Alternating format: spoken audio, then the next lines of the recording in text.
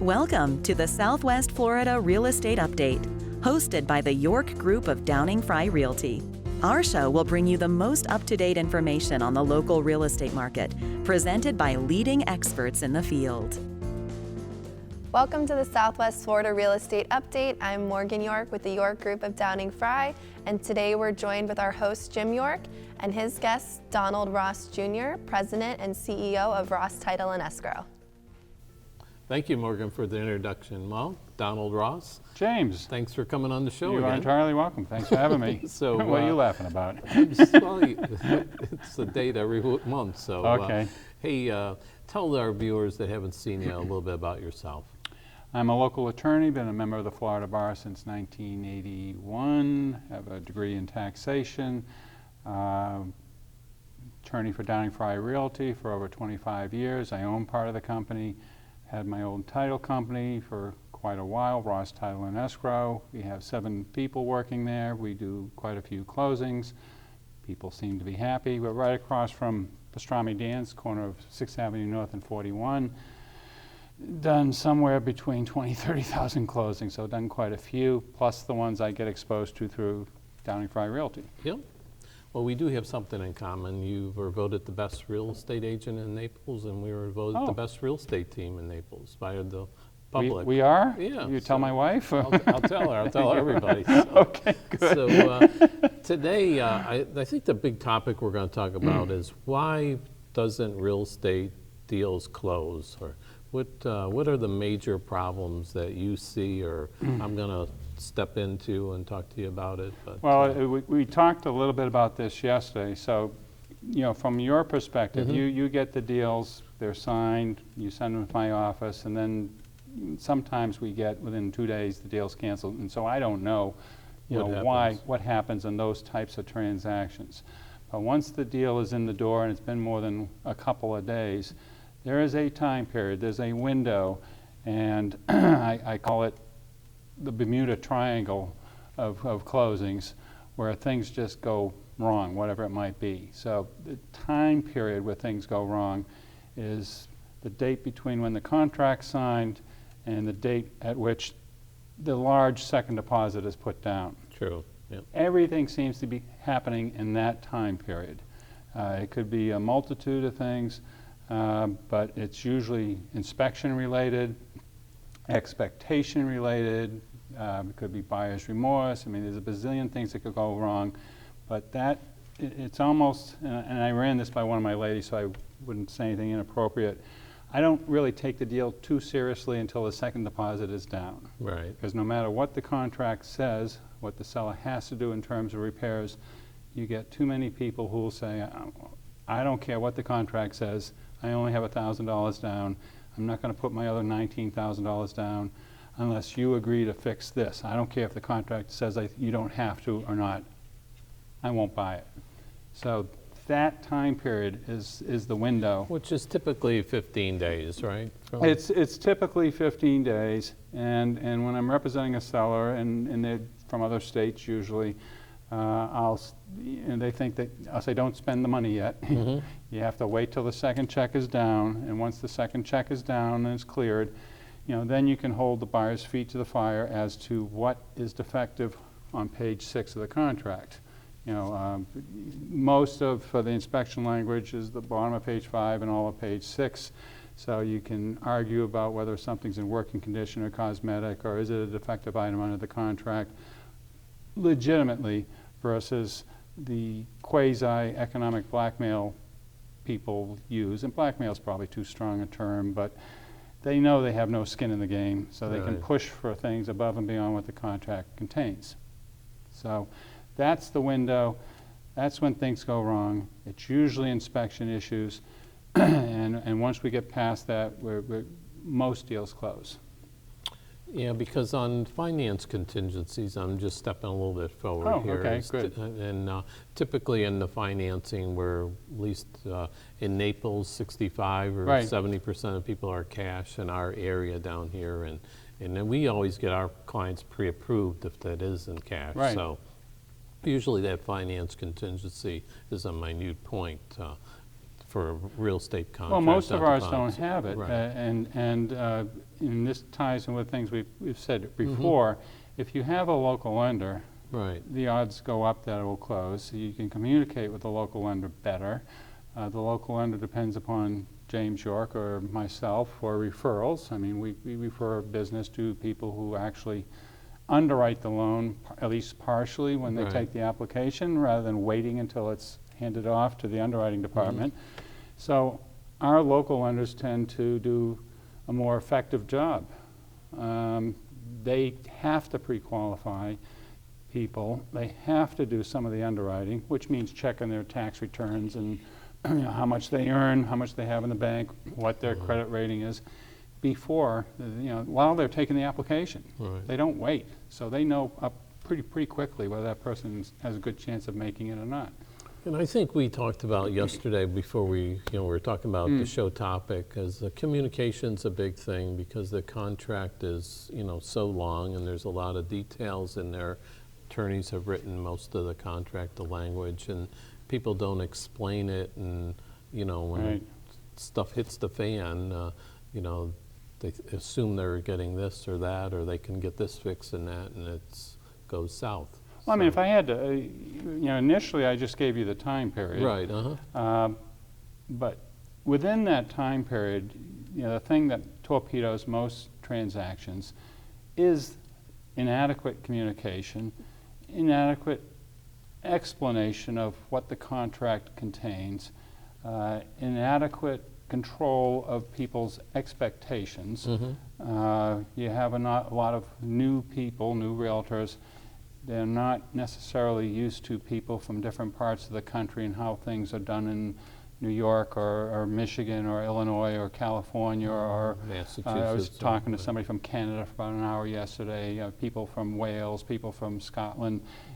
Every area has its own custom and practice, and if you're new, you don't fully appreciate that each culture puts emphasis on different points. I mean, when I started a million years ago, when I first got out of tax school, I worked a lot with foreign Dutch and Belgian people, and they honestly didn't care what things cost. I mean, they didn't care what my fee was. Right.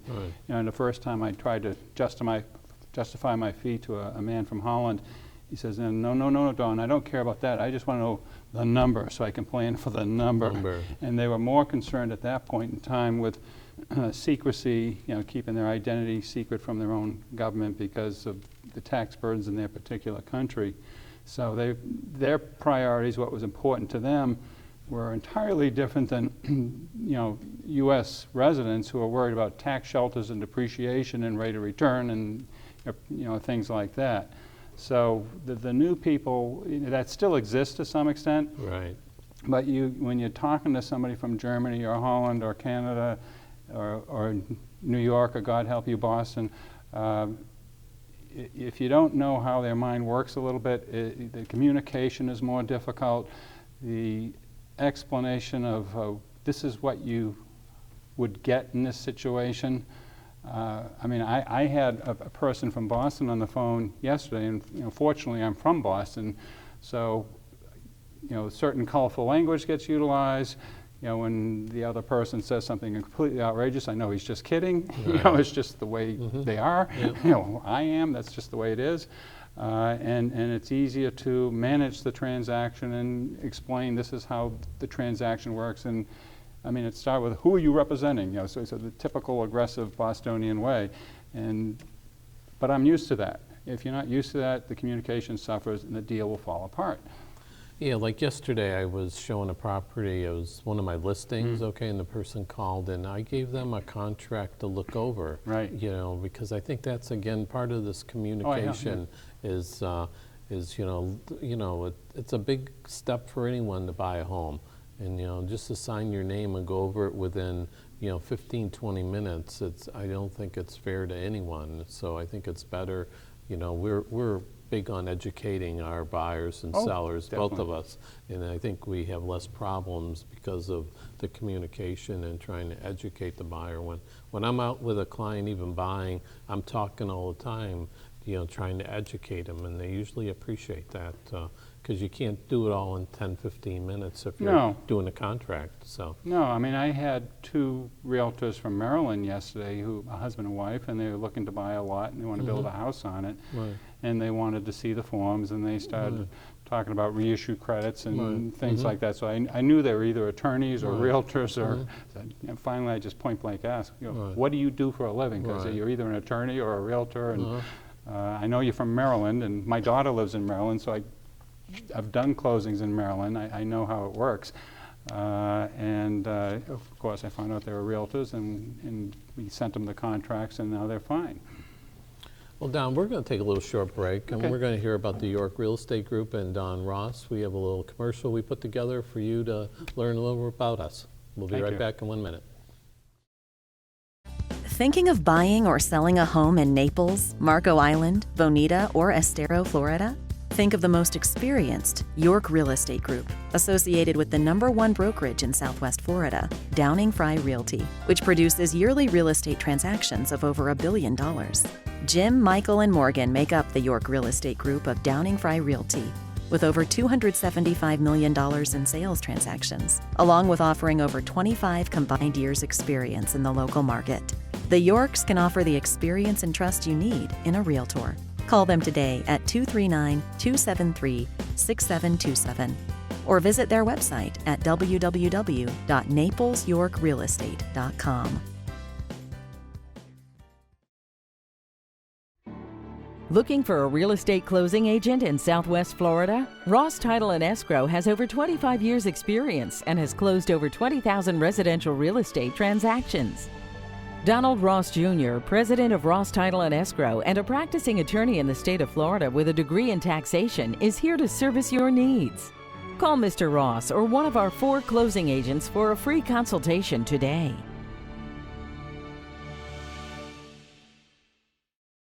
Welcome back. Don, let's talk about disclosures, okay? So I know when seller is supposed to provide a buyer condo docs and financials in a condo versus a single family. Yes. What can go wrong there to maybe cause Well, a hiccup for a closing? Funny you should ask. My second son is in the process of buying a condo in Naples now. My wife is thrilled. Some of the grandkids are moving to our neck of the woods. What I told my son was, don't sign the condo receipt until you and I look at the documents. More often than not, there's things missing. He wants to build a pool. He's in Naples Bath and Tennis, and they have a plot of land, and you can potentially build a pool or modify the structure if you get written approval of the board of directors. So, because it's family, I'm going overboard and look at paragraph 16.1 and call the association and make sure they're going to approve a pool. Otherwise, you and I are going to hear about this till the day we die.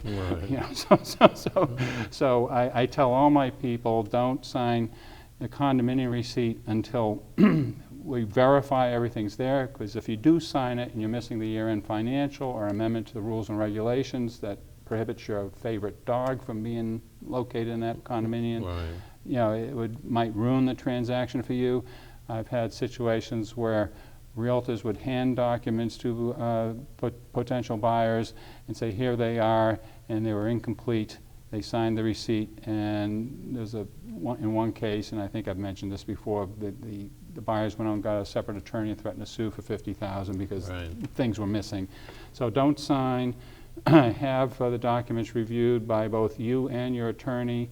I always want the attorney involved because I've read so many of these. You can know where to look. Well, I've read 3 of them this morning. Right, I truly did.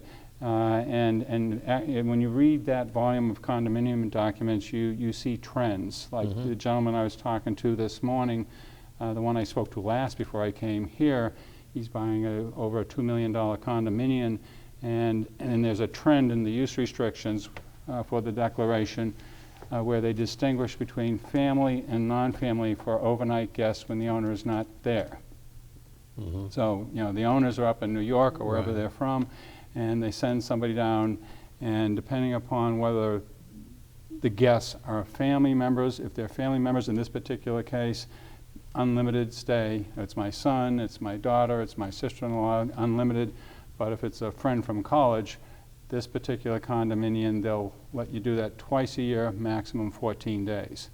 And I'm explaining to the gentleman, this is both good and bad. Right. Sometimes you have too many friends who are hitting you up to use the condominium, and now you have the condo documents you can look at and say, look, they only limit me to twice a year. Part of that is to minimize the, lying's a strong word, but people tend to say, you know, they're a guest and they might be getting paid Right. anyways, and they're trying to get around the lease restrictions within the documents. So I'll go through those documents with the client. I'll go through the use restrictions.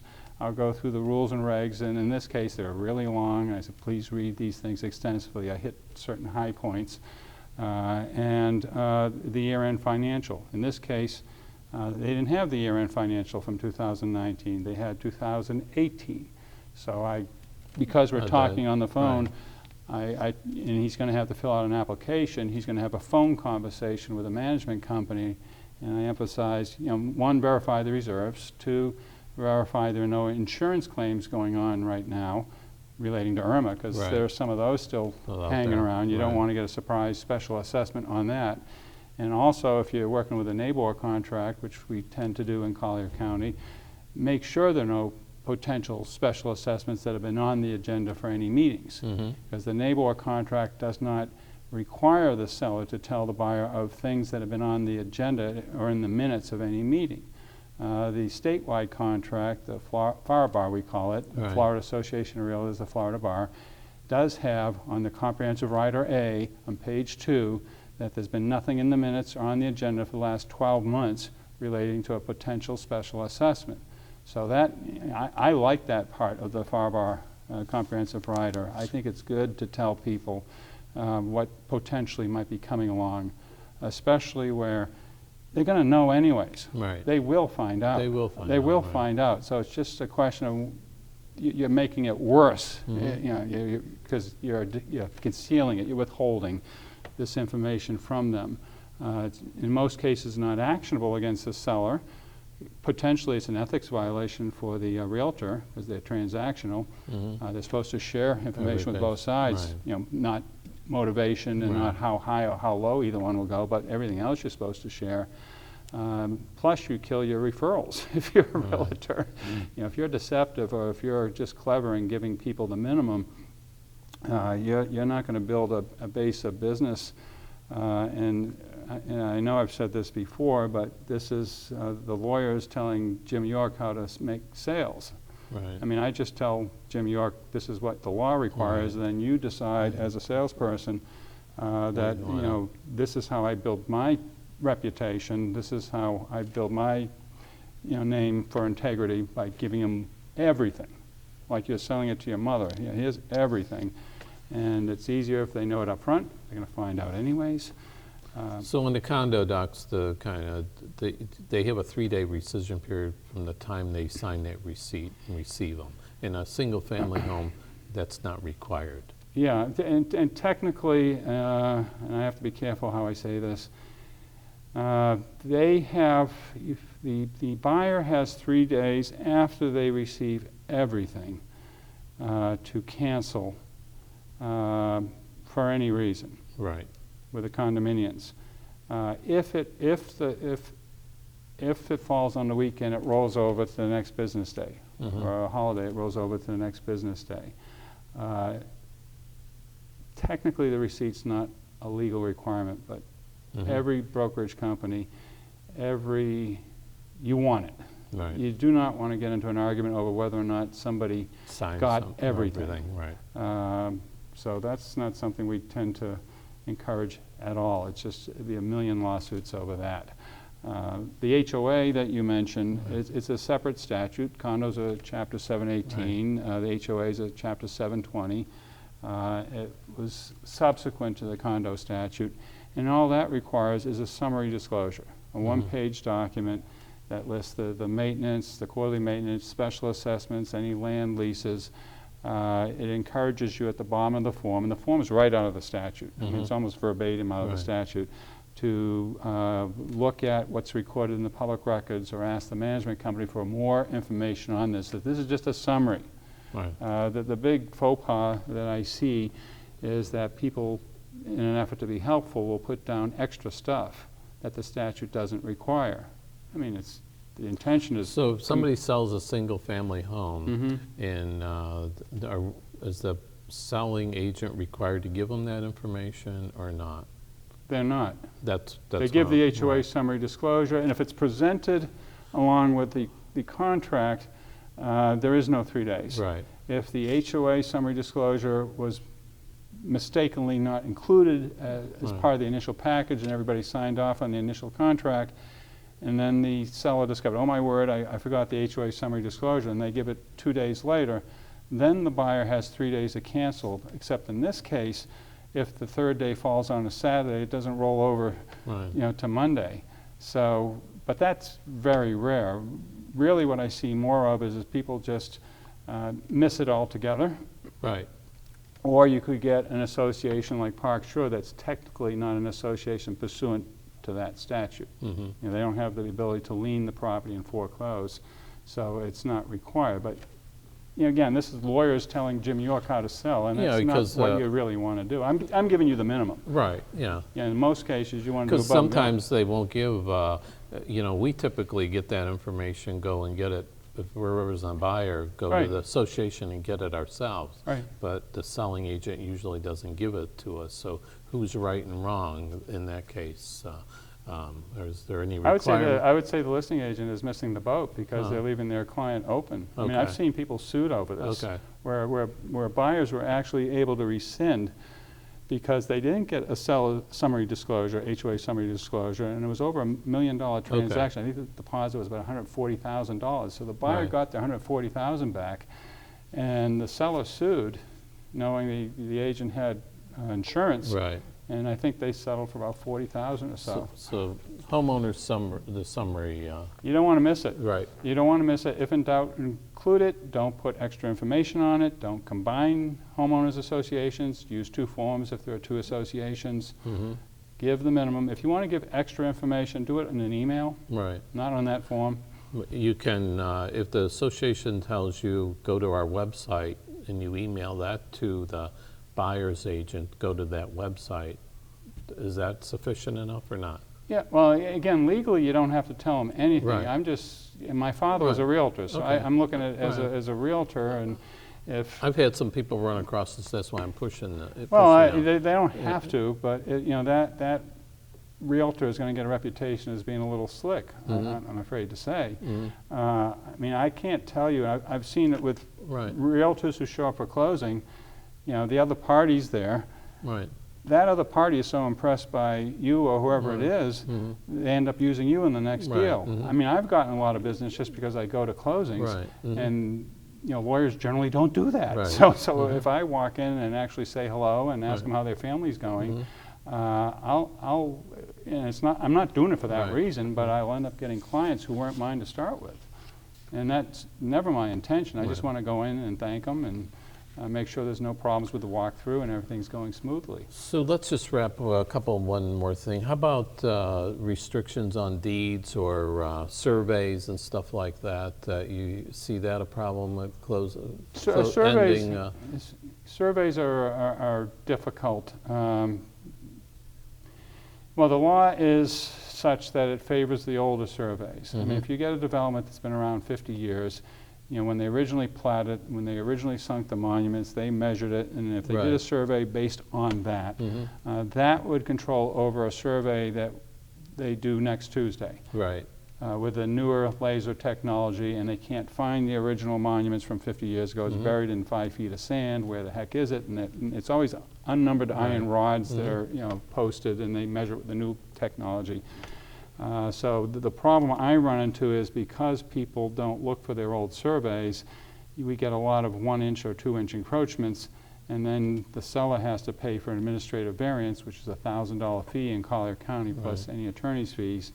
It becomes a title issue under the NABOR contract. Under the FARBAR contract, I think it's similar. but in both cases, it can delay or torpedo the closing. So sellers tend to think, well, why should I bother giving it to them?